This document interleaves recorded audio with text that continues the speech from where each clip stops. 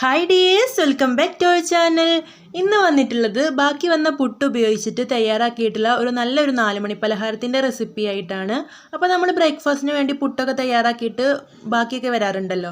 അപ്പോൾ ഇതുപോലൊക്കെ ഉണ്ടാക്കി കൊടുക്കുകയാണെങ്കിൽ മക്കൾക്ക് നല്ല ഇഷ്ടാവും. അപ്പോൾ നമുക്ക് 4 മണി ചായക്ക് അവർക്കൊരു പലഹാരമായിട്ട് ഇത് കൊടുക്കുകയും ചെയ്യാം. അപ്പോൾ നമുക്കത് എങ്ങനെയാണ് തയ്യാറാക്കുന്നതെന്ന് കണ്ടു നോക്കാം. അപ്പോൾ വീഡിയോ കാണുന്നതിന് മുമ്പ് ചാനൽ സബ്സ്ക്രൈബ് ചെയ്യാതെ ആരെങ്കിലും വീഡിയോ കാണുന്നുണ്ടെങ്കിൽ ഒന്ന് സബ്സ്ക്രൈബ് ചെയ്യണേ.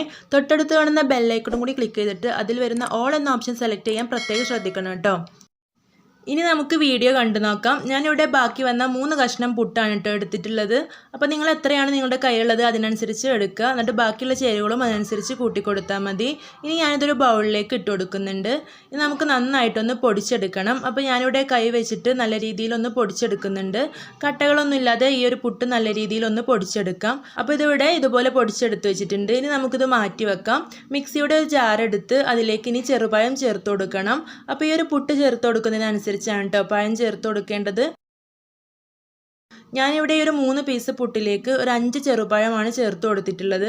അപ്പോൾ ആ ഒരു അളവിൽ ചേർത്ത് കൊടുക്കുക കേട്ടോ. ഇനി ഇതിലേക്ക് മധുരത്തിന് ആവശ്യമായിട്ടുള്ള പഞ്ചസാരയാണ് ചേർത്ത് കൊടുക്കുന്നത്. ഞാനിവിടെ 2 സ്പൂൺ പഞ്ചസാരയാണ് ചേർത്ത് കൊടുത്തിട്ടുള്ളത്.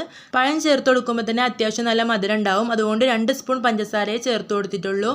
ഇനി ഇത് നന്നായിട്ടൊന്ന് അരച്ചെടുക്കണം. അപ്പോൾ ഇതുപോലെ നല്ല പേസ്റ്റ് ആയിട്ട് ഇവിടെ അരച്ചെടുത്തിട്ടുണ്ട്. ഇനി നമുക്ക് ഈ ഒരു പൊടിച്ചു വെച്ച പുട്ടിലേക്ക് ഇത് ചേർത്ത് കൊടുക്കാം. ശേഷം നമുക്ക് നന്നായിട്ടൊന്ന് മിക്സ് ചെയ്തെടുക്കാം. ഈ ഒരു പുട്ടുപൊടിയും പഴമൊക്കെ ഒന്ന് നന്നായിട്ടൊന്ന് ഇളക്കി യോജിപ്പിക്കാം. ഇനി നമുക്കിതിലേക്ക് ഗോതമ്പ് പൊടി ചേർത്ത് കൊടുക്കണം. അതിനുവേണ്ടി ഞാനിവിടെ 1 കപ്പ് ഗോതമ്പ് പൊടിയാണ് എടുത്തു വെച്ചിട്ടുള്ളത്. ഇനി ഇതിൽ നിന്ന് ആദ്യം നമുക്കൊരു 3 ടേബിൾ സ്പൂൺ ഗോതമ്പ് പൊടി ഇതിലേക്ക് ചേർത്ത് കൊടുക്കാം. എന്നിട്ട് നന്നായിട്ടൊന്ന് മിക്സ് ചെയ്ത് കുഴച്ചെടുത്ത ശേഷം നമുക്ക് ആവശ്യമാണെങ്കിൽ വീണ്ടും കുറച്ചുകൂടെ ചേർത്ത് കൊടുക്കാം. അപ്പോൾ ഞാനിതിവിടെ നന്നായിട്ടൊന്ന് മിക്സ് ചെയ്തെടുത്തിട്ടുണ്ട്. ഇനി കൈ വെച്ചിട്ട് നല്ല പോലെ ഒന്ന് കുഴച്ചെടുക്കുന്നുണ്ട്. അപ്പോൾ ഈ ഒരു ഗോതമ്പ് പൊടി ഇതിൽ നന്നായിട്ടൊന്ന് കുഴച്ചെടുക്കുക. കുഴച്ചെടുത്ത ശേഷം ഞാനിവിടെ 1.5 സ്പൂൺ ഗോതമ്പ് പൊടി കൂടി ചേർത്ത് കൊടുത്ത് വീണ്ടും ഒന്ന് കുഴച്ചെടുക്കുന്നുണ്ട്. അപ്പോൾ ഞാനിതിലേക്ക് ആകെ 4.5 സ്പൂൺ ഗോതമ്പ് പൊടിയാണ് ചേർത്ത് കൊടുത്തിട്ടുള്ളത്.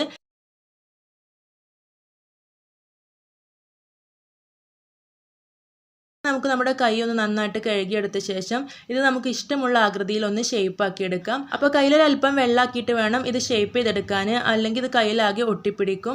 അപ്പോൾ ഞാനിതിവിടെ ഉന്നക്കായുടെ പോലെയാണ് കേട്ടോ ഷേപ്പ് ആക്കി എടുക്കുന്നത്. നിങ്ങൾക്ക് വേണമെങ്കിൽ ബോൾ ഷേപ്പിലൊക്കെ ആക്കിയെടുക്കാം. അപ്പോൾ ഞാനിതിവിടെ മുഴുവനായിട്ടും ഷേപ്പ് ചെയ്തെടുത്തിട്ടുണ്ട്. ഇനി നമുക്കിത് ചൂടായ എണ്ണയിലേക്ക് ഇട്ടുകൊടുത്തൊന്ന് ഫ്രൈ ചെയ്തെടുക്കാം. അപ്പോൾ ഇതിൽ ചേർത്ത് കൊടുത്തിട്ടുള്ള ഗോതമ്പ് പൊടിയൊക്കെ ഒന്ന് നന്നായിട്ട് വെന്ത് വരുന്ന അത്രയും സമയം നമുക്കിതൊന്ന് ഇളക്കി കൊടുത്തിട്ടൊന്ന് ഫ്രൈ ചെയ്തെടുക്കണം.